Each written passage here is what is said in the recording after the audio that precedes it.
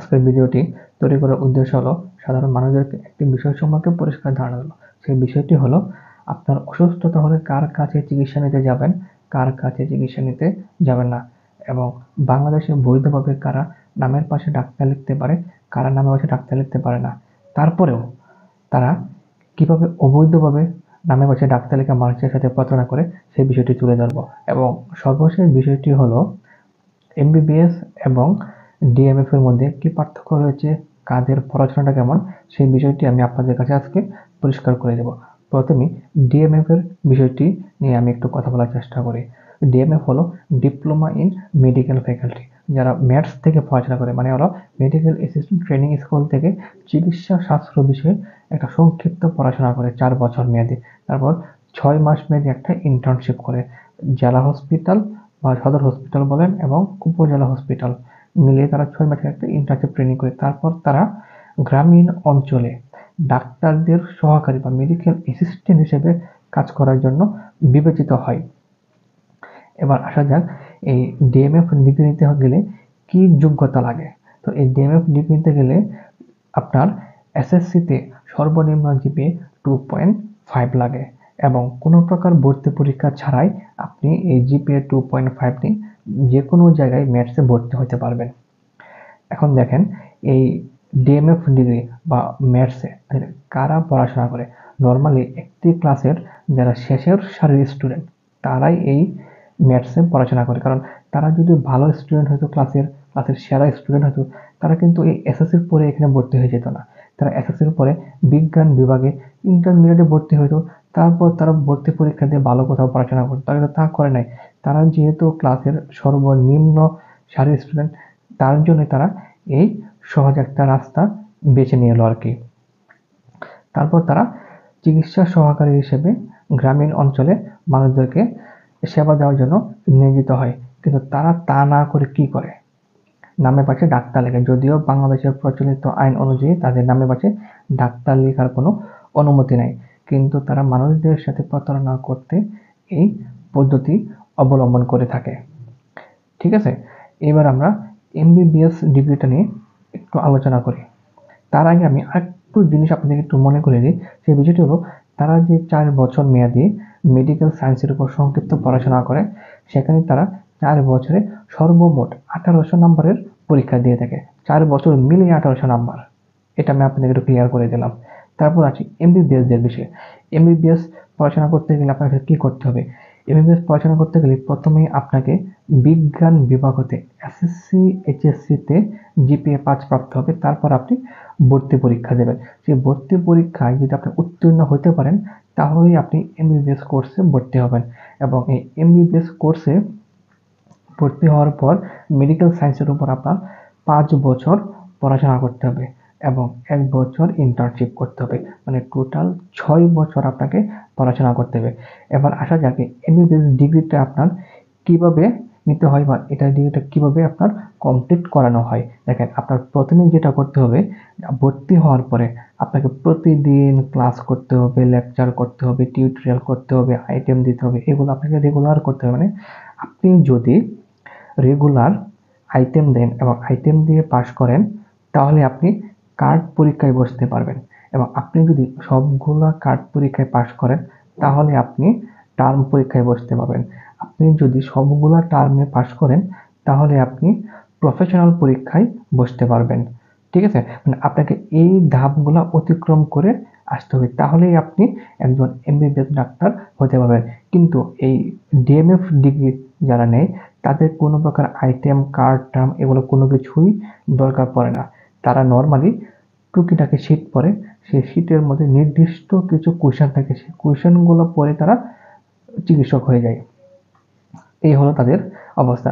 সেখানে একজন এমবিবিএস ডাক্তারকে মানে ধরতে পারেন যে একটা আলট্রা ফিল্ট্রেশন করা হয়। এই আলট্রা ফিল্ট্রেশনের ভিতর দিয়ে তাদেরকে পাস করে আসতে হয় মানুষদেরকে চিকিৎসা সেবা দেওয়ার জন্য।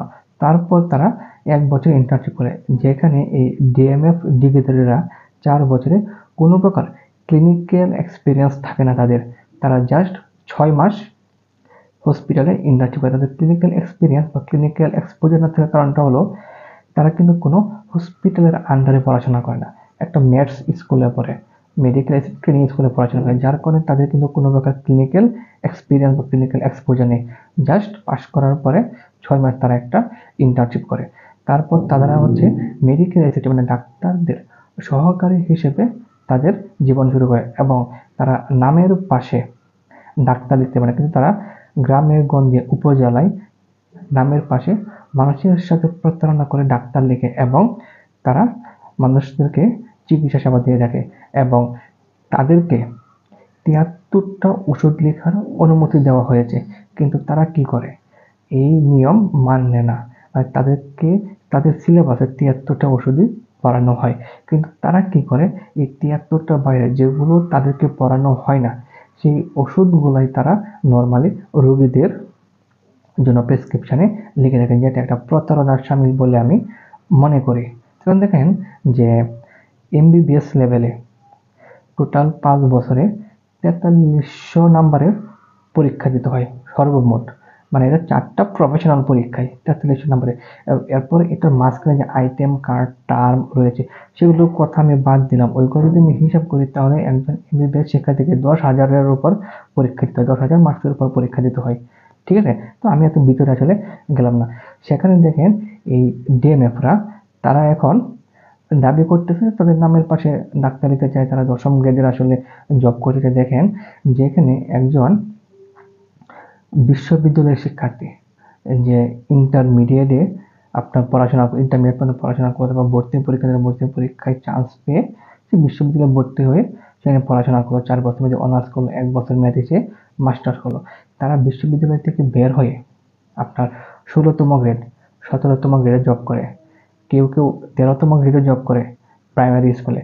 তো তারা দেখেন এত পড়াশোনা করার পরেও তারা 16-17তম গ্রেডে জব করে, কিন্তু এই এসএসসি পাস ডিএমএফ যারা তারা দাবি করতেছে তাদেরকে 10ম গ্রেড দিতে হবে।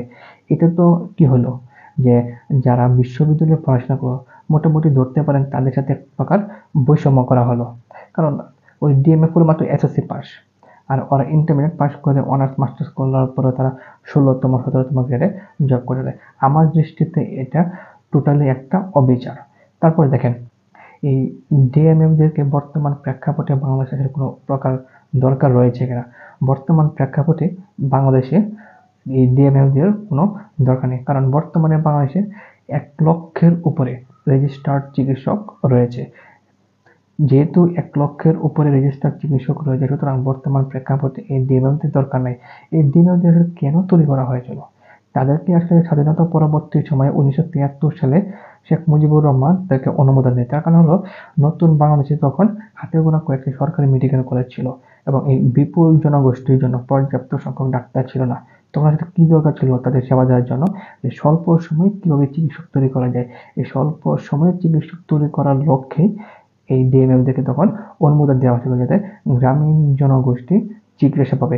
যেহেতু এখন যুগের সাথে আমরা আরো বেশি আপডেটেড হচ্ছি, আমাদের সবকিছু আপডেটেড হচ্ছে, সুতরাং আমাদের এমবিবিএস ডিগ্রিধারী চিকিৎসকের সংখ্যা বৃদ্ধি পাচ্ছে, মেডিকেল কলেজের সংখ্যা বৃদ্ধি পাচ্ছে, এবং প্রতি বছরই 10,000 সংখ্যক এমবিবিএস ডাক্তার বের হচ্ছে। সুতরাং এই বর্তমান প্রেক্ষাপটে এই ডিএমএলদের কোনো প্রকার দরকার নেই বলে আমি মনে করি, কারণ তারা প্রতিনিয়তই মানুষের সাথে প্রতারণা করে যাচ্ছে।